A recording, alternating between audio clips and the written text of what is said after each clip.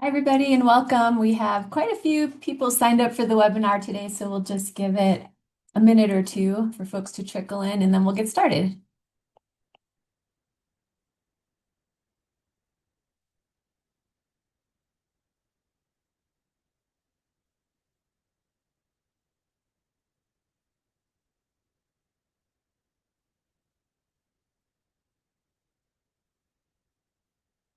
All right, well, Tyler has agreed to help me let folks in, so since we're a little after 1 at the top of the hour, we'll get rolling. Hello, everybody, and welcome. Thank you for joining our Wilderness Stewardship webinar series today. I am Joelle Marier from the National Wilderness Stewardship Alliance, and I'll be your host today for Federal Funding Demystified. Um, I'm really excited to welcome our guest, Tyler Ray from American Hiking Society, and he's here to share his deep insights into federal funding in this very relevant time as we are amidst a government shutdown and a lot of other issues with federal funding in general. So I hope you come away from this session with more knowledge and maybe even ideas on how you might advocate for the funding that keeps our public lands protected and cared for. I'll share a little bit more about Tyler in just a second, but first, some housekeeping.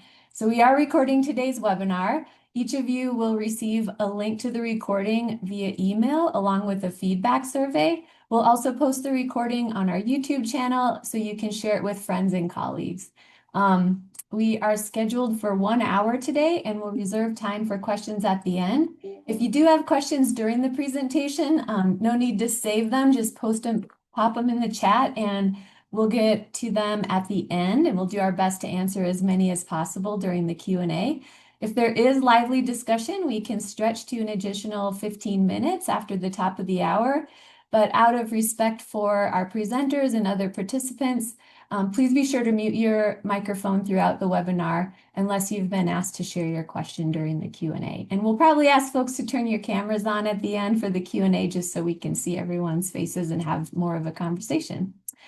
So with that, let's jump in.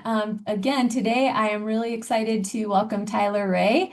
Tyler is the Senior Director for Programs and Advocacy with the American Hiking Society. He leads nationwide advocacy efforts to support federal funding for the nation's trails and has been a leader in efforts to pass outdoor recreation and conservation legislation, including the Great American Outdoors Act and the Dingell Act to permanently authorize the Land and Water Conservation Fund. Tyler also co-leads the annual Hike the Hill advocacy event that brings over 100 trail leaders to Washington, D.C. each spring to advocate at the highest levels of government. Before coming to AHS, Tyler led federal advocacy efforts on voting rights, disability rights, and human border enforcement at the ACLU, and he is licensed to practice law in the Commonwealth of Virginia. And then personally, I have worked with Tyler in his role at AHS, and he is considered a go-to source for federal funding expertise across the trails and recreation sectors. So I'm very excited to have him here to share a bit of this knowledge and expertise with you. And with that, I'll just say thanks so much for joining us today, Tyler, and I'll turn it over to you. Great. Thank you so much, Joelle. Let me just get my screen shared here and I will get things started. Um, Great. Well, thank you to Joelle and the National Wilderness Stewardship Alliance for the opportunity to share with you all today. My focus today will really be to help you understand the federal appropriations and budget process, including how funding levels are developed, and then also to share opportunities on how to engage in the process. We'll go into some detail that is designed to be we'll go into some detail, but this is really designed to be a higher level overview that'll hopefully provide you some tools and resources to dig deeper into the issues that interest you the most.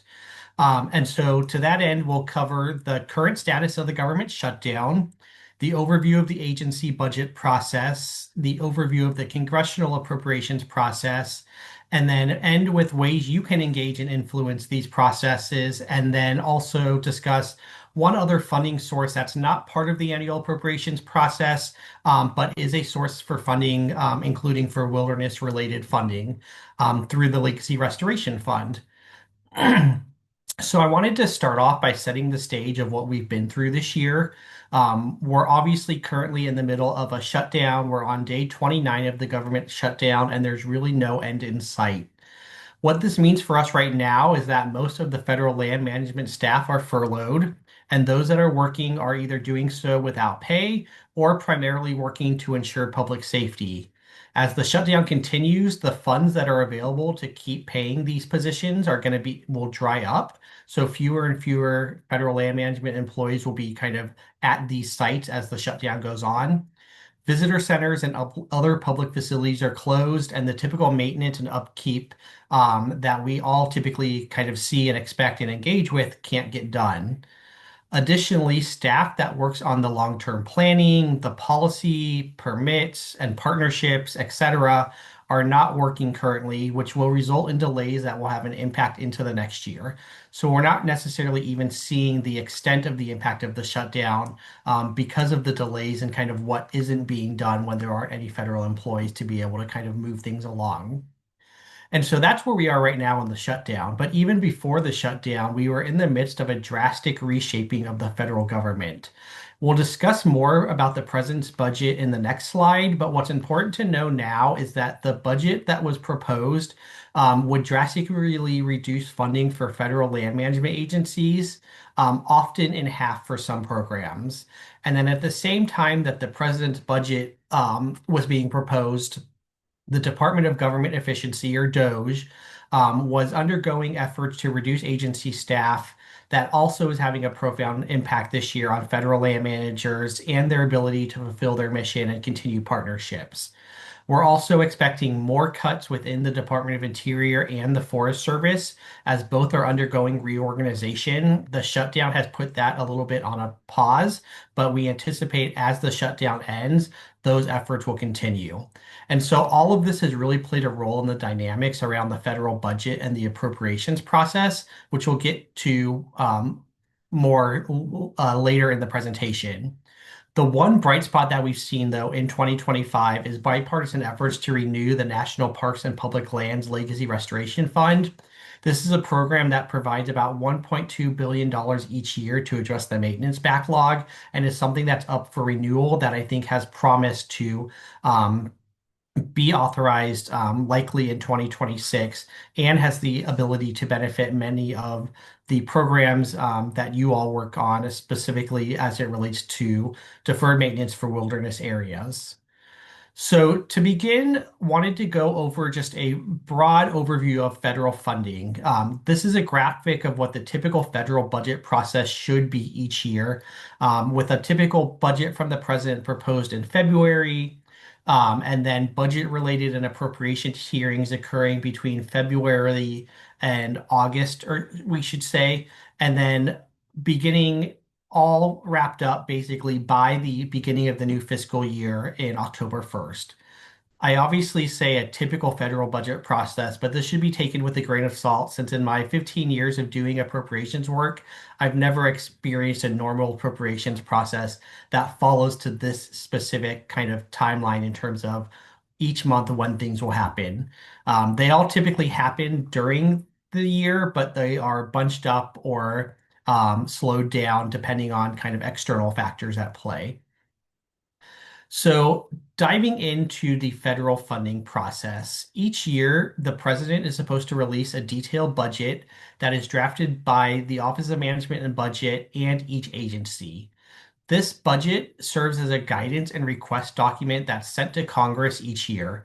And while it provides insight to Congress and demonstrates what the agency priorities are, Congress historically has kind of adopted these budgets and taken them really as recommendations, and then have also really gone in and set their own funding levels and direction through the annual kind of congressional appropriations process. But in situations like the one that we are in now, where the House, Senate, and White House are all controlled by the same party, the president's budget can and does play a more impactful role in shaping congressional funding. And how we typically see it play out is that each agency and the Office of Management and Budget works generally in the summer and fall on the budget for the next fiscal year. So they should be working right now on the fiscal year 27 budget. And I say should since we still don't have a fiscal year 26 budget passed and the government shut down. In the current administration, the process seems to be led more right now by the Office of Management and Budget this year than in previous years, with OMB providing a little more direction and kind of I'd say leadership on kind of what funding levels will be, with less of an ability of the agencies to provide input. Obviously, I'm not involved in kind of the in the weeds day-to-day kind of agency budget development process, but come from an outsider perspective, that appears to be what is occurring. I'll also note that the budget process for agencies can also vary by agency. So, for example, the Forest Service process maybe and is different than the National Park Service process for crafting a budget, which is different than Bureau of Land Management and which is different than U.S. Fish and Wildlife Service. So each agency has a general and potentially different approach to kind of how they shape their budget as well.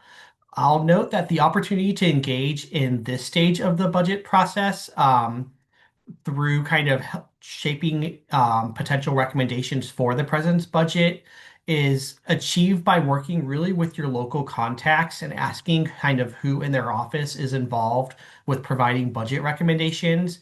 A lot of times the agency budgets are made from kind of the ground up, so to speak. So beginning in the region and other district level, and then kind of fulfilling their way up to the top with the recommendations.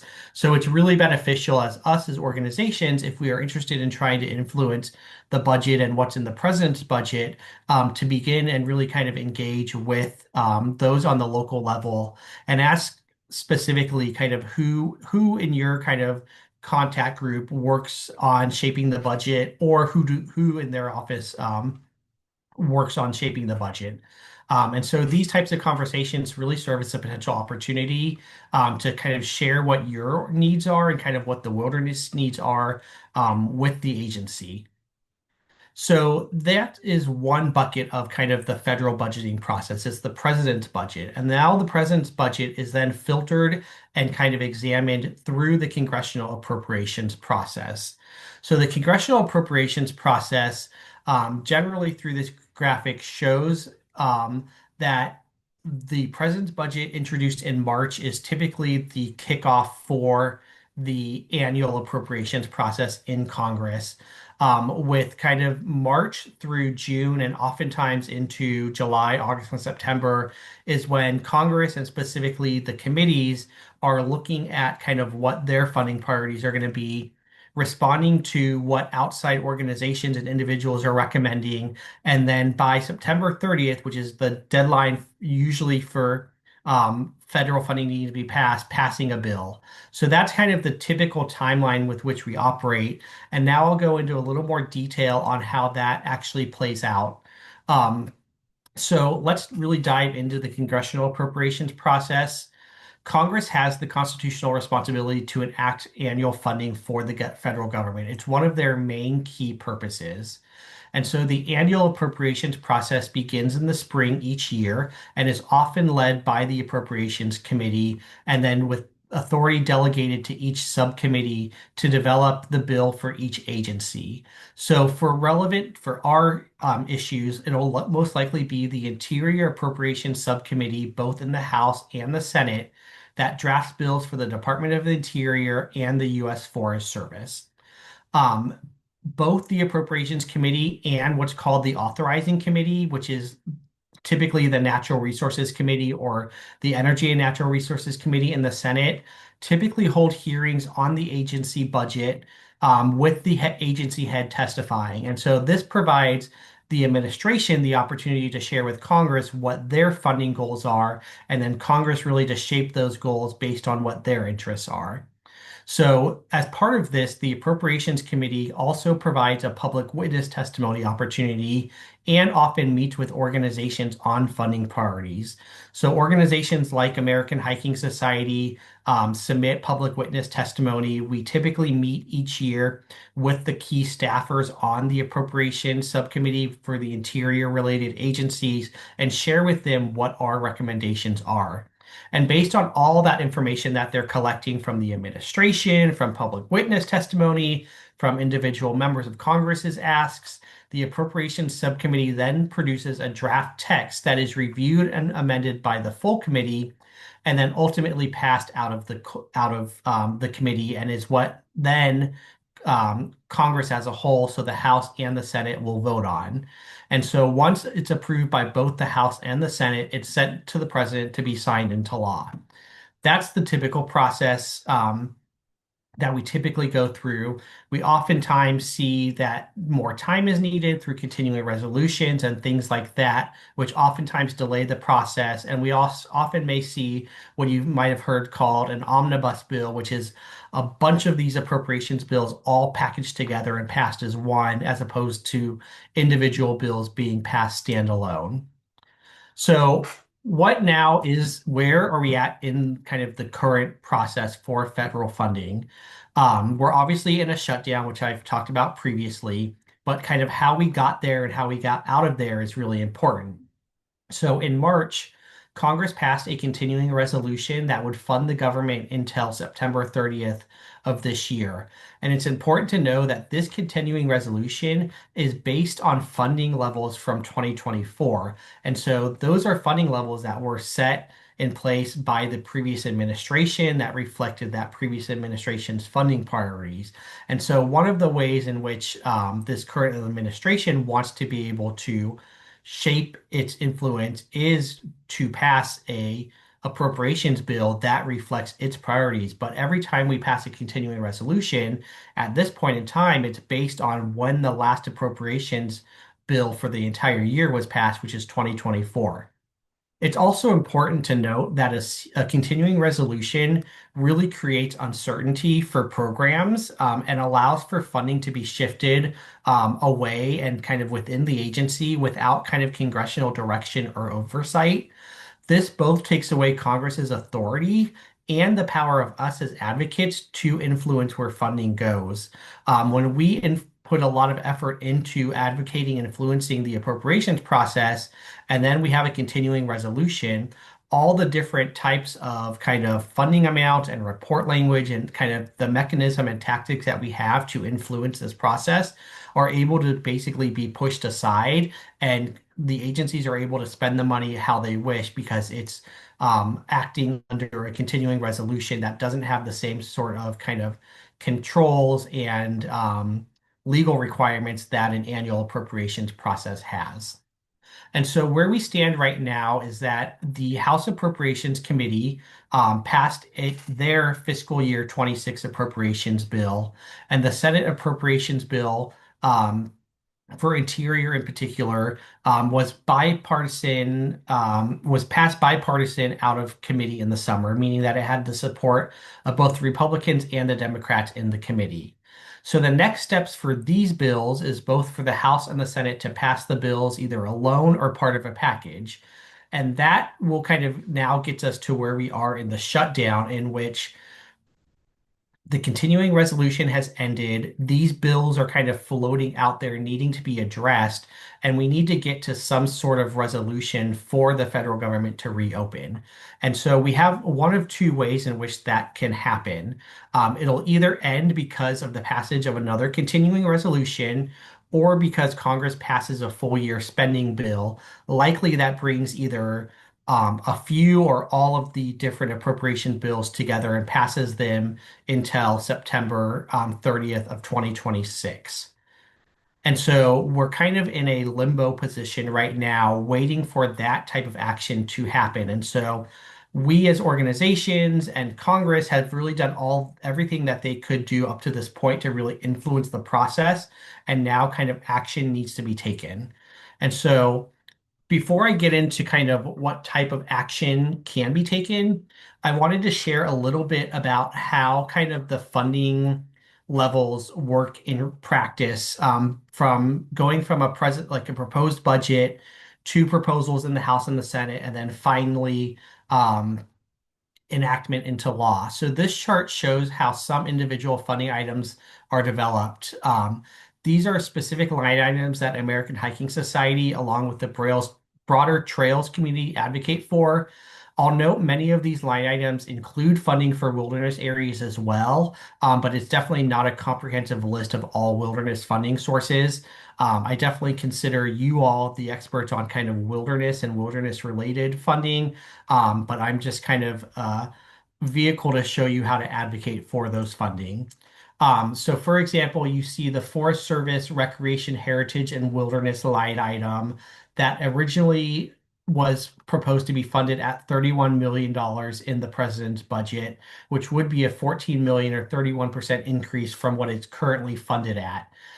Through advocacy efforts and kind of encouraging Congress to provide additional funding, both the House and the Senate actually proposed increases in this funding and funding for wilderness related programs, and kind of recreation and heritage programs from the Forest Service at 48 million and 47.5 million. So if these become law and are signed into law, we'll actually see about a 3 million or 2.5 million increase in funding for this program in fiscal year 26. And this is because of the efforts of organizations who advocate for additional funding, work with the member of Congress to form relationships with them to show the importance of these issues, and then get them to propose increases for the funding. Another program, for example, is BLM's National Conservation Land. And so this provides funding, I believe, for both wilderness, the national trail system, national monuments, and the like. And so the president's budget here proposed to cut that funding by 75% to only $15 million. And through efforts led by many organizations, including, I think, special recognition for the National Conservation Land Foundation, we've been able to get both the House and the Senate to propose funding that protects the funding for that. It may not be an increase, but right now, in kind of the dynamics that we're living in, maintaining funding is considered a key victory. So those are just kind of a few examples of how proposed funding levels begin in the president's budget, make their way and change as it goes through the congressional process and through ways in which we are advocating for funding. And then will ultimately still be determined to see what final amount is proposed. But it's hopeful that both the House and the Senate have proposed kind of maintaining funding for these types of programs. Here's just a few other examples with National Park Service, the Fish and Wildlife Service, and the U.S. Geological Survey, all of which are programs that I think have some sort of connection as well, or cross through wilderness areas. I'd love to hear in the comments too, or kind of if there's different other programs within the federal agencies that you know specifically fund wilderness. That would be kind of a helpful kind of resource sharing tool for all of us on the call as well. So now that we kind of know how the process works and kind of seen examples of how funding and kind of our advocacy efforts have increased funding, I wanted to share a little bit more about how to engage in the annual appropriations process. As I mentioned in the previous slides, you can both engage through working with your agency partners and in the congressional appropriations process. So sharing your needs with your agency contacts and asking them who in their office, their region, or other space is responsible for developing the budget, I think could be a useful recommendation. I'll also just recognize that this may not be a simple process and you may not get clarity kind of from the first person you talk to, given that I think the internal kind of agency process for the budget is sometimes a little done kind of it's hard to understand and kind of uh, get into sometimes.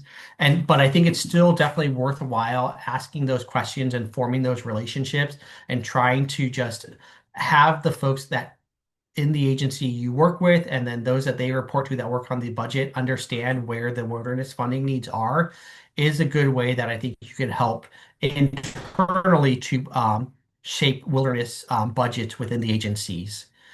Looking at the kind of congressional appropriations process, it's really important to establish relationships with your members of Congress and get them invested in your work so that when the time comes to submit funding requests to support more wilderness funding or to request an earmark for a specific project, you've had worked with them to kind of share with them and they understand the benefits of these funding requests for your community.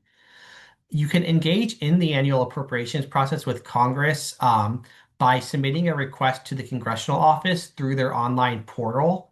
Nearly every congressional office operates an online portal, which they collect all of the requests, and then they then include them in the requests that they submit to the relevant appropriations committees.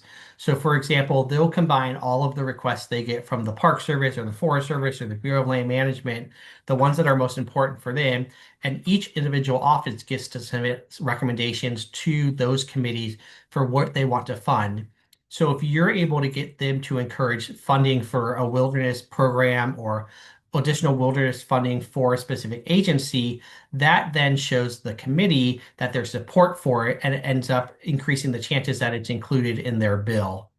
You're also able to engage in the committee process by submitting public witness testimony to the Appropriations Committee or also joining sign-on letters from a group that supports your request. Oftentimes, sign-on letters are a much easier lift if there's a lead organization kind of organizing it that allows your organization, if you have limited capacity, to still indicate your support for these programs without having to have kind of the staff resources or kind of other capacity challenges to engage in a more deeper way. You can also look and see if there are other broader wilderness efforts that are being done to support wilderness funding overall. Oftentimes, this can be done through what's called a Dear Colleague letter that members of Congress sign on to and then share with the Appropriations Committee to indicate support for a specific program or funding line item. An example of that is that each year the Trails community does a Trails Dear Colleague letter that highlights our funding priorities and typically has about over 100 members of Congress sign on to it. We feel that this is one of the really successful ways in which we've been able to kind of maintain and even increase funding for trails by kind of organizing that type of congressional support. Wanting to dive a little deeper in kind of how to make a personal office appropriation request. So as I mentioned, most members of Congress have an online submission form on their websites to submit funding requests.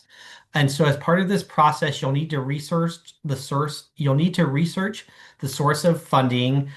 So for example, what agency or what specific line item funds kind of the wilderness issue that you care about, and then also be able to provide what benefit it would provide to the district or the state. And so this process typically occurs between, I'd say, January through about May or June. Each office sets their own specific deadlines. And so look for what specific area you're interested in terms of wilderness area or otherwise, and find out what member of Congress represents that specific area. And then that is where you'd want to submit your individual requests for. Um, in the resources as a follow-up and kind of also that can be shared by Joelle in the chat, I have provided some examples of how to craft a appropriations request for an individual office. This is something that I've used and have shared with the Trails community to kind of put it in the format and the language that the office is going to understand and kind of require that you submit it in. So that's one opportunity to share. And then just one other, here's kind of an example of what one of those specific websites looks like from my representative's office. And then the other thing I wanted to touch on kind of in the last few minutes that I have is I want to talk about other funding sources that aren't necessarily part of the annual appropriations process, but could be opportunities to provide funding for wilderness related issues. And so that is through the Legacy Restoration Fund, which was passed as part of the Great American Outdoors Act and currently provides $1.2 billion per year to address the maintenance backlog across public lands. The initial fund ended this year and needs to be reauthorized in order to continue this important work. But thankfully, we have bipartisan legislation that's currently supported by over 30 senators and is advancing in the Senate that would extend the program for another 8 years and increase the annual funding to about $2 billion per year. It's important to note that this funding can go to support deferred maintenance in wilderness areas. And if you have deferred maintenance projects that you're aware of or want the agencies to consider, you should work with your agency contacts to propose projects that can benefit from the program. And so we currently have a bill in the Senate, and we're awaiting the House to introduce their bill. It's been delayed by the shutdown. But that piece of legislation is called the America the Beautiful Act. And so it's S 1547. And what that bill does, as I mentioned, would provide and extend the Lacey Restoration Fund for another 8 years. And we really need help right now to get additional co-sponsors on the bill. And we've been working with a coalition of organizations across conservation, recreation, and public lands that have all been working to encourage Congress to support this bill. We have simple resources that can be used and easily adapted to support outreach efforts. And Joelle can share those in the chat as well as in follow-up. But I encourage you to take a look at this list. And if you have a senator or one of your senators is here from the state that you live in, really encourage you to send them an email asking them to co-sponsor this bill. There's been many trail organizations that I know of that have been able to secure funding and partnership funding through the deferred maintenance funding through the Legacy Restoration Fund. And so it's definitely an opportunity that can be considered to both help a specific project as well as provide some partnership support so that you can do projects that you were already planning to do if they were deferred maintenance with some financial support through an agency partnership. So I know I threw a lot at you, but I am now happy to answer kind of any questions. And then also wanted to just highlight and share one opportunity with you all that you may be interested in. If you're interested in coming to DC to really directly advocate for either funding or other issues, Hike the Hill is a great opportunity to do that, in which you could be part of kind of an existing advocacy fly-in and have some resources like all the ones that I've shared to really help you kind of advocate for the issues you care about as well. And I know that there's also a wilderness specific fly-in that's being organized. And so if you have the opportunity to participate in that as well, there's really no better experience in getting to speak directly with kind of the decision makers for these programs to be able to kind of share with them face to face why these programs are important and why they should get kind of the funding or the resources that they need. So, yeah, thank you so much and happy to answer any questions. Yeah, and I would just ask folks, it'd be great to take yourselves off, put your camera on for the question piece so we can talk as a community. And if you have a question, just raise your hand and we'll get to you in order. You're also welcome to post things into the chat if you'd like.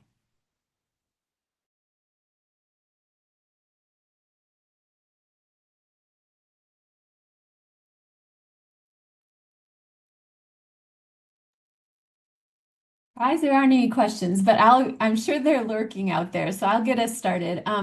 Hey Tyler, so you mentioned folks could find line items that apply to their work or their ask. Where would people look for those line items?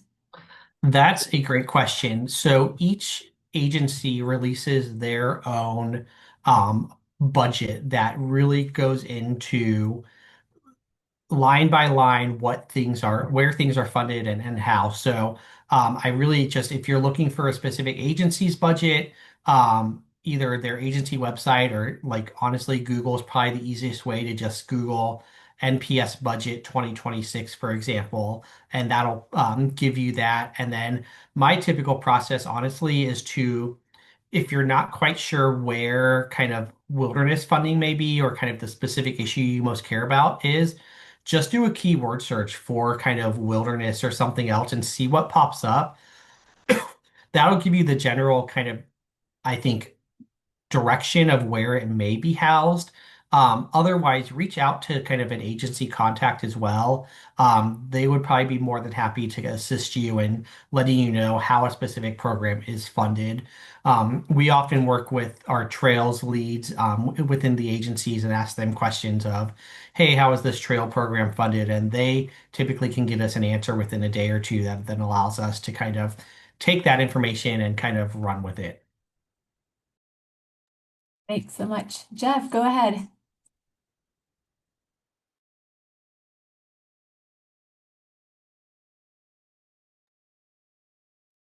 Jeff, if you're asking your question, you're still on mute.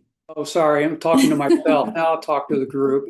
Oh, just to say, hey, that's a great slide on the funding levels when it comes to the president versus the House and the Senate. From your experience, what's your kind of crystal ball say for the likelihood of the Senate and House funding levels to come through for the agencies versus the president's? Typically, whatever the House and Senate are going to propose, since they're the ones that are ultimately passing it, I think we're more likely to see funding around those levels than the president's levels, for sure. And I think now that we know kind of both what the House has proposed and what the Senate has proposed, the kind of advocacy efforts really changed now to encouraging them to adopt kind of the higher of the two funding. And so that's really where, for example, my focus is and kind of our efforts are right now. So we should treat that as encouraging Yeah, versus definitely. discouraging. Yeah, okay. Thank you. I think we've got Ryan next and then Mike after that. Hey, Ryan Delphi here. So the Legacy Restoration Fund that you said has bipartisan support, is that like nested under what I guess was or is the Great American Outdoors Act? Or like they're connected or are they separate? How should I understand that? Great question. So, the Great American Outdoors Act had two separate and distinct pieces. The first one being the Legacy Restoration Fund, the second one being the Land and Water Conservation Fund. It's really important and critical to note that the Land and Water Conservation Fund, under the Great American Outdoors Act, does not need to be reauthorized. It does not expire. It was fully funded for perpetuity under the Great American Outdoors Act. The Legacy Restoration Fund, though, was only created and funded for an initial 5-year period. And so that is the specific provision that needs to be reauthorized. Thank you. Mike, I think you're up. Yeah, so the as counterpoint to the encouraging news of the congressional budgets being a bit higher, the people in the administration, in particular OMB Director Vogt, have indicated that they will aggressively attempt to spend what they think should be spent and ignore the will of Congress. And I don't see any reason not to believe what he says. Do you? What's your take? Yeah, that is playing out as we speak, and I think is also one of the reasons why we are currently in the shutdown is because Congress and Democrats in particular have no reason to believe that if they pass certain bills that OMB won't just use it as they want. So what we've seen and what the tactic that has been done specifically in the Senate is there is language that has been incorporated into those bills, and those bills once passed and kind of signed into law have the force of law that would, in a sense, kind of be designed to limit the ability to move funding around. One of the things that OMB has indicated is that the report language, so to speak, is not as controlling as legislative text. And so the Senate has actually incorporated their report language, which is the report language that typically gives guidance to the agencies on how to spend money, into the text itself, to give it an additional backstop. So I think there's still some concern, but Congress is also, I think, trying to take action to limit the ability of Russ Vogt and others to do kind of exactly what you said of moving things around. Peggy, you're up.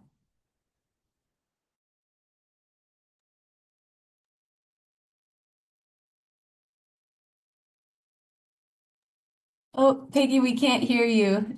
I'm not sure why. It looks like you're off of mute, but we're not hearing you. Let's see, can you hear me now? Oh, yeah, that's better. Okay, cool. So I am curious about the proposed funding levels. My one of my main objectives is to try to get staff back on the ground, and I know there have been hiring freezes, and I know that the Forest Service may have line items for staffing, but how do these proposed funding levels inform our ability to have positions reposted and rehired that we've lost? That is a great question. Each agency treats it a little differently. So for the Forest Service, their staffing levels are typically, my understanding, bunched together and kind of funded under kind of a single operations pot, so to speak. And this is like a recent change over the last 5 years or so, that kind of reorganized where funding for staffing comes from. The proposed funding here, um, at least in the Forest Service, would not, I think, have an impact on that. And I think we're getting into a space too where the annual appropriations process still is attached, but also not attached to the efforts to reorganize and do RIFs and things like that. And so it's not super clear to me kind of how these two correlate. But I think generally speaking, if the budgets are cut drastically, that obviously limits the ability of the agencies to hire, since staffing is a big part of that. But the specific line items that I referenced, for example, I don't think are as directly tied to kind of overall staffing, um, as kind of the operations account, for example, of the National Park Service would be, since that involves staffing. So that was kind of a convoluted answer, but they're connected, but not extensively, I guess. I'm not, yeah, sorry. I don't super have a great answer for that one. That's okay. I appreciate your insight on it. Okay, Hawk, I think you're up next. Thank you. And good afternoon, everyone. Hawk Matheny. I serve as Vice President of Trail Management, at the Appalachian Trail Conservancy, and I'm calling in from Vermont. Another question on the Legacy Restoration Fund, Tyler. So the Great American Outdoors Act, as you mentioned, had really two components to it, which was LRF and reauthorization of the Land and Water Conservation Fund. So with the America the Beautiful Act, two questions. One is, while originally Legacy Restoration Fund was to address deferred maintenance, assuming that's the case the second time around. Two questions are, is it also cross-agency, like the first funding level was?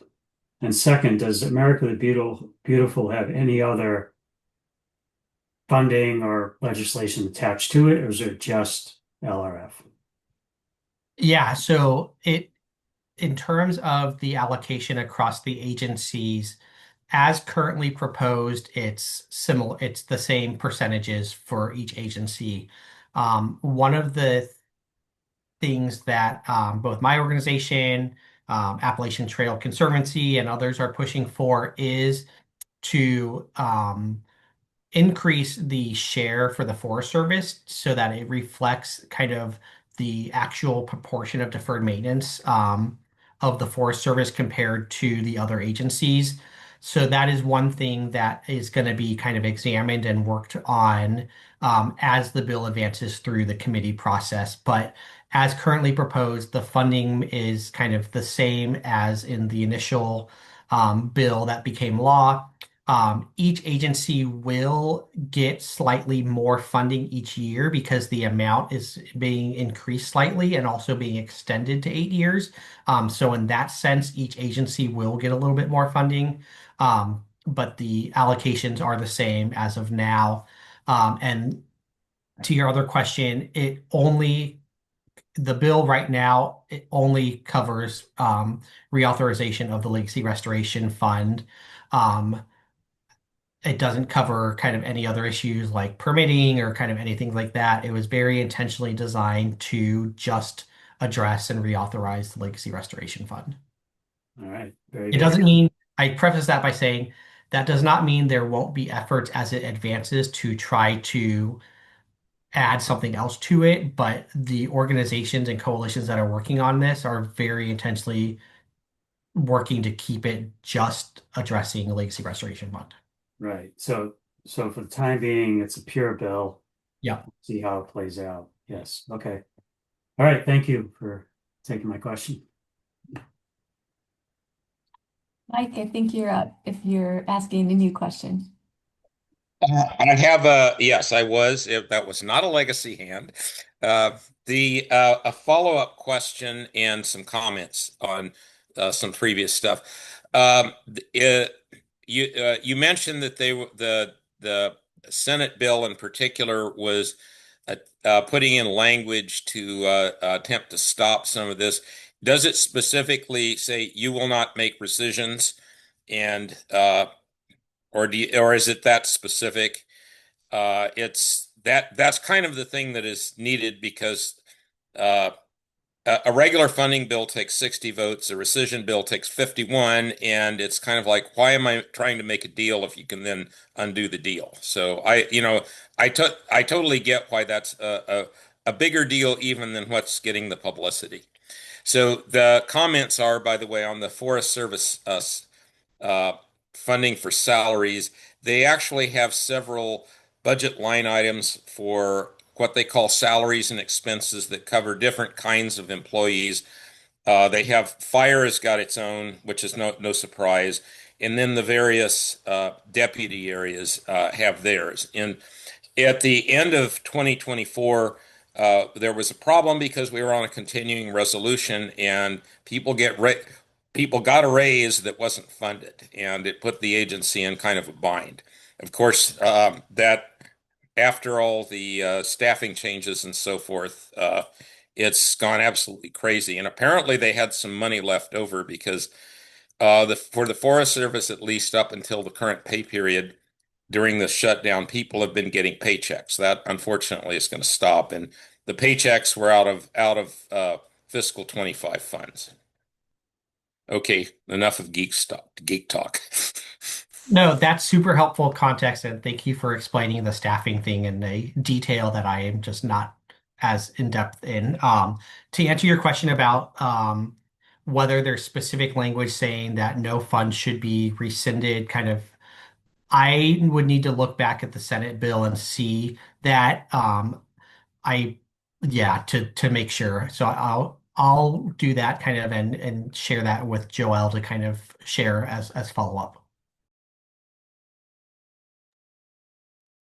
I have another question, Tyler. Kind of building on Mike's question, and I'm not sure if you'll know the answer to this, but what happens when there are unspent funds from a previous year?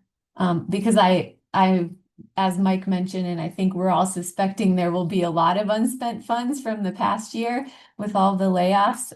So what could we expect with those funds? Yeah, I think for that it is agency by agency dependent generally would be my guess. And then a lot of times that funding will either roll over or if Congress specifically does what's called a clawback, where in the next appropriations bill, they say any unspent funds from XYZ specific program were basically taking back and can no longer be spent. So I think those are two options. Mike may have a better explanation of that too. If that was an invitation to go ahead, indeed, what you say is correct. Most appropriated funds have a 4-year period of validity, which means they have to either be expended or obligated within the 4-year period, including the fiscal year in which they came in. Some funds don't have an expiration date. Typically, disaster relief funds don't, but those are very special circumstances. Uh, and they used to have 1-year funds, but it proved to be difficult to use them. So that got changed several years back. So my question then maybe tacking on to that is, knowing there are likely unspent funds, is there a way we can advocate for those to be rolled over into the new budget so that those unspent funds build up the budget for 2026? Or is it kind of just out of our hands at that point? I think from an advocacy standpoint, I think you'd be more trying to fight efforts to specifically, if there were specific efforts saying specific programs were going to be rescinded, you would want to fight those as opposed to, I guess, advocating for what would already potentially happen, if that makes sense. If it's already going to be rolled over. Yeah, that makes sense. Go ahead, Mike. I'll concur with what Tyler just said. It's typically the agency ends up with some discretion. I will say that what I have been told by the people I work with in the Forest Service is that the reason that we were told that they had number of all hands meetings and people were told the paychecks stop as of the end of as of this pay period. And I think what that means is that their leftover salaries and expenses funds are burned up. So they had some probably unexpectedly because of the reductions in staff, but well, it's gone. And I would encourage folks to be in, if you do have kind of cooperative agreements or other things with the agencies, I think kind of once the shutdown is over, I would say it would be beneficial to check in with your partner and see if there happens to be some funding left over or additional funding that is not going to be utilized for something else, and see if that could potentially be used to help support your cooperative agreement as well. I think that is something a lot of times when one fiscal year ends and another one begins, they kind of look for what leftover funding might need to be spent still and kind of could direct it towards that. And I think, Joelle, to your question of like what happens if funding isn't spent, like, or more funding is appropriated than they were typically thinking they were going to spend, that could be an opportunity in an area um, to fund. So that's something that AHS is going to be looking at for our agreements. Especially because I know a lot of our agreements over the last year or two have been cut because they didn't know what funding certainty there was going to be. So, All right, we're getting closer to the top of the hour. I have one more question, and then if folks have another question, we've got about 7 minutes left. Peggy, do you want to ask your question first since I've already asked a few, and I'll save mine for the end? Sure. This is a little bit out of left field, but I am curious just about other opportunities to influence funding and if maybe these appropriations isn't a place to influence getting our staff rehired that we've lost on the forest. Could other bills, like I know Fix Our Forest Act is like a very unpopular bill, but it is suggesting that it's attempting to fix our forest. Could that be an avenue to influence how we spend money on the forest? Or is it only through appropriations that we have the chance to do that? no, I would say anywhere and everywhere you should be making the message that all of these things can't be done unless these land management agencies are adequately staffed. It's something that we are saying as part of our efforts to reauthorize the Legacy Restoration Fund, that the only way that these projects can be done and planned and approved are through adequate staff. I think fix our forests, if there's an opportunity to say that. I think the recently enacted Explore Act is another example of, in order to implement it, you need the staff to implement. So I think anywhere and everywhere that you can highlight the need for staffing, you should do so. And I think there is a unique opportunity in the appropriations process to do that, but it's not the only opportunity. Thank you. Great questions, everybody. I guess I'll ask this question to drive us home.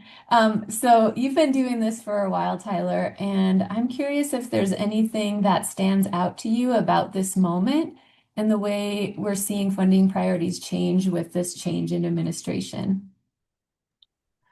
Yeah, I think the uniqueness of this moment is that I'd say anything and everything is on the table for being cut and taken away. And don't expect just because your program or your partnership or your whatever has been going on for decades that it won't be something that's targeted for um, kind of to be eliminated or reduced. And so now more than ever, I think is the important time to speak out for kind of your programs and your organizations and the benefit that they provide to the land management agencies.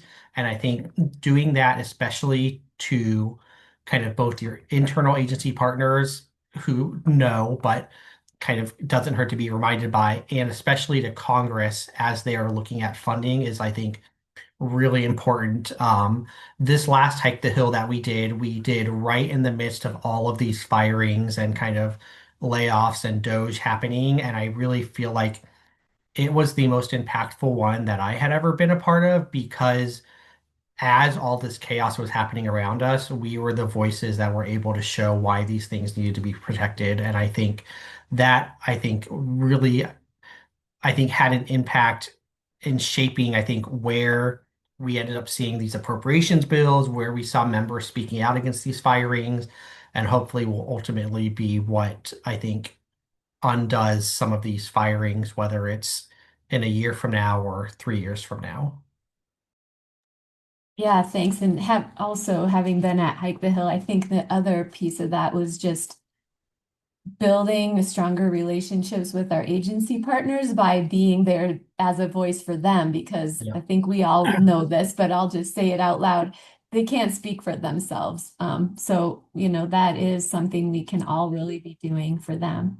And I'd Um, say consider this as a long game. Like you are not going to overnight kind of solve the funding crisis or solve the staffing crisis, but it takes really kind of continued efforts over often a few years period to kind of build up this work. And so even if it seems daunting right now, just take baby steps. Do a letter of support, join a sign-on letter, like have a meeting just to kind of form a relationship with your congressional staff. It doesn't have, you don't have to do every single thing that I outlined to be successful. I think even if you do a few of them or find others who are doing them and join them, you can still make an impact. Awesome. Thanks so much, Tyler. This has been really informative. I hope everyone enjoyed the webinar today and is taking something back to their organization with them. I just popped some links into the chat for multiple things. I think the link Tyler's talking about with the outreach resources is there, the number one. If there's something new, I'll be sure to send that out in the follow-up. And then I've also got a few other links that link to our webinar page, our YouTube page, and then of course, if you guys are not already members of NWSA, we always appreciate donations to help us support these free webinars for our community. As a friendly reminder, we did record this webinar, so I will be sending this to you via email, and we'll also be posting it on our YouTube channel. And I welcome everyone to share that out with your networks so that we can get this information out into the world. And if you're not already signed up for our newsletter, that's a great way to stay tuned for future webinars. So I think that's about it. Thanks again, everyone, for joining us. I hope you all enjoy the rest of your week and have a fun Halloween weekend if that's something you like to celebrate, or Dia de los Muertos. Thanks so much, everybody. Thanks. Thanks, everybody. Bye-bye. Thank you.